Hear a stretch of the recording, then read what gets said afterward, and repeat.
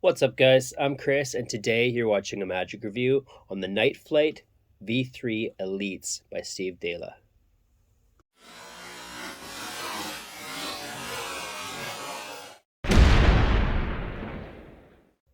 What are Night Flights? So these are, in short, the best mark deck that you'll own, in my opinion, and quite a few others. So the Night Flights, what can I say about them? They're a deck of cards. This is the kind of second version that came out. So originally these were produced on PBC, which I have reviewed as well. And then they came out in red on cardstock. And now these are the V3s. So with these, you have modern jokers, modern court cards. I'll show you those in a sec. But with these, the markings are the easiest to read that I've come across, aside from the Vanishing Ink Dapper deck, which I'm going to review here as well. But these are the easiest to read while still being discreet. So I've always really liked the Night Flights. I've used the PVC blue ones for years now, mostly in Mentalism, but they perform just as well in Card Magic, believe it or not. But these are unreal. The quality is great, and you have all the features of the previous Night Flights, plus some new ones and improvements. So the first big difference is the court cards, I think.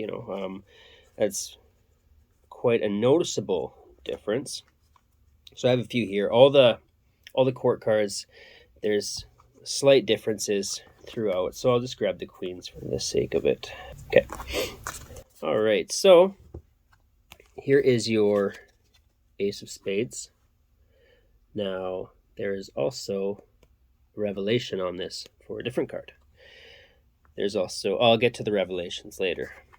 Here is one of your kings, one of your queens. I don't even know why I'm looking at the, going back and looking at the face. I could just read, right? Jack. There's the Jack. So then, let's see. Here's the Queen of Diamonds, Queen of Spades, and the Queen of Clubs. So each queen is different, each jack is different. Oh, and there's also a revelation for another card on the Queen of Spades. So 2 cards in the deck have revelations for other cards. There's also a revelation on the bottom of the tuck case. Another one in the flap of the tuck case, that would be the 2 of diamonds. There is a magic square on the barcode. And then what else? Oh, Steve also changed it so it doesn't say Night Flight, right? So now people aren't going to, not that they did before, but now people can't search Night Flight and find out that it's a special deck, right? Now it just says casino quality playing cards. I think that's kind of it for the tuck case. Okay, so more to do with the cards now. So the cards are very easily marked, right? You can read what they are at a glance. But not only that, you have the card, the suit, the value. The back will tell you if it's red or black. This is also a one-way deck. So with that, those are some of the features that were already available with the previous Night Flight. There were some improvements to some of the markings as well. I know the 10, I think, was improved. Another revelation that I forgot to mention was one of the jokers has another card's revelation. And then also on the tuck case, you have a 1089 revelation. See, there's so much. You get so much with this that I'm forgetting things. So when it comes to what's new with the V3s, the Elites, I'm going to read because I don't want to miss anything. So I have that here. So it's Italian playing card stock, black core, soft card stock, which means it's very flexible and soft. So it's perfect for table shuffle, springs, pressure fans, faros, etc. Silk Varnish, so they glide really nicely. It talks about the modern faces. I did mention that. Card reveals. I just want to make sure I'm not missing anything because I think I covered most of it, but still. There's an extra 10 of spades, so that's nice. There's a double backer. the reason there's an extra 10 of spades is because the deck also comes with a key card. So there's a difference with the one, but it's not noticeable to anybody like a layperson, right? Only you're going to know the difference. And then you can also use that extra 10 of spades as a duplicate. So that's awesome because I do a lot of card magic with duplicate cards. Okay, I think I kind of covered everything, the existing features as well as the new features. I guess I should give you a better look at the back design for those of you who haven't seen it. So it's a familiar back, even to a person who's not familiar with night flights, meaning lay people, right? Because it does still have similarities to the bicycle deck, so it's going to be familiar in a sense. I think it has a nice back design. So what do you get? You'll get the cards, and then you'll get a card inside that explains all the features. There's no routines. It's a deck of cards, so that's for you to come up with, as with most decks of cards. The tutorial, like I said, it's just going to teach you all the features, how to use the deck. Difficulty level.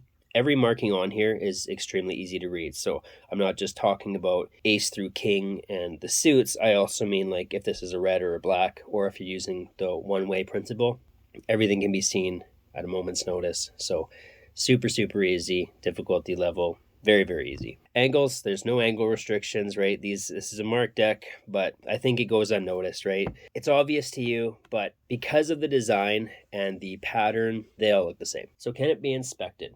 I've never had any concern about fanning the cards, spreading the cards, having a participant pick cards. I wouldn't want them to stare too long at the cards, because if they go through, like I said, the markings and the differences are very subtle.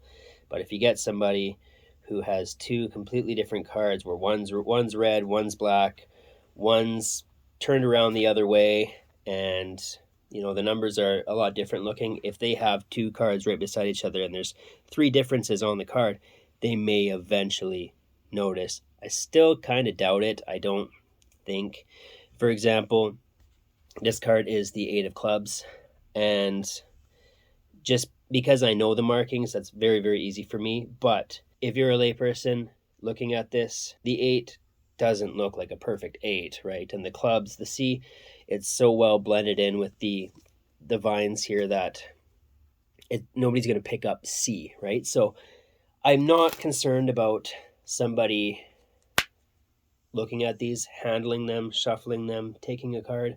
That's not a concern at all. But like I said, I wouldn't want them to intentionally examine each card, right? So I hope that answers that. Pocket space, and is this a worker? It's just a standard deck of cards. It's not going to take up any more or any less space than a regular deck. Is this a worker? 100%. So this is great for card magic. This is great for mentalism. Any marked work that you want to do, whether it's to do with the suits and values, colors of the cards, like Out of This World, you can do, what looks like an impromptu Out of This World, where they can set down a card and you name what it is. I mean, like, I'm just giving examples here, but as far as working goes, you can do everything that a regular deck can do, everything that a marked deck can do, and then it has more features with the revelations and such. So yeah, definitely a worker. And the quality is there. It's professional quality. Who would use this? Card workers, just magicians in general. You don't have to be a card expert to have a nice deck. And mentalists. So what's the price, and is it worth your money? So one deck is 15 euros. Now some of you might feel like that's a lot for a deck of cards, but the good news is the more you buy, the less they cost. So for example, if you buy 7 decks, the price goes down to $10 a deck. So the more you buy, the more you save. Is it worth the price? If you're a worker and you get paid to perform magic, then 100%, because you're going to be able to do so much more with this deck than you can with 99% of other decks out there. If you're not a worker, you may feel like maybe it's not as worth it to you, but with that, the deck's going to last you a lot longer, most likely, if you're not in a working situation. So I know like some performers who perform walk around or table hopping, card magic, they go through 2-3 decks a night, right? If you're not working that intense, the deck's going to last you a lot longer. So ultimately, you have to decide if you are going to use the deck for what it's designed for if you're going to use the features. If not, then yeah, it's a pricey deck if you just need a regular deck. But if you want a great mark deck with multiple markings, then absolutely this is 100% worth the money. Myself, this is my favorite deck of cards. I know many others who feel the same. This is their go-to deck. So I would say that this is worth the price. Pros and cons, positives and negatives. There is, in my opinion, only positives when it comes to this deck of cards. I like the design. I like the feel of the cards. I like the markings. I like that they have all the different markings. At first, when I saw a earlier review on this deck of cards, I wasn't sure about the core cards. But after receiving them and actually looking at them up close and in person, I really like the core cards. I like the design. I like the way that they look. I think that, they still have the traditional look in the sense that they don't look like a out of place deck of cards, but it's a fresh look, right? So I think that it's actually a really good look for them. And then just overall quality and everything that you can do with this deck. If you need a deck that does everything, this deck does it. So with that, I think that's everything that I have to say on the Night Flights. If you haven't checked out my review for the original Night Flights, the PVC stock, check that out. Those are still my go-to for mentalism, where I'm not doing, any shuffles or sleights really. And I even mentioned that review, though, I could perform all the card magic that I typically do with that deck, no problem. So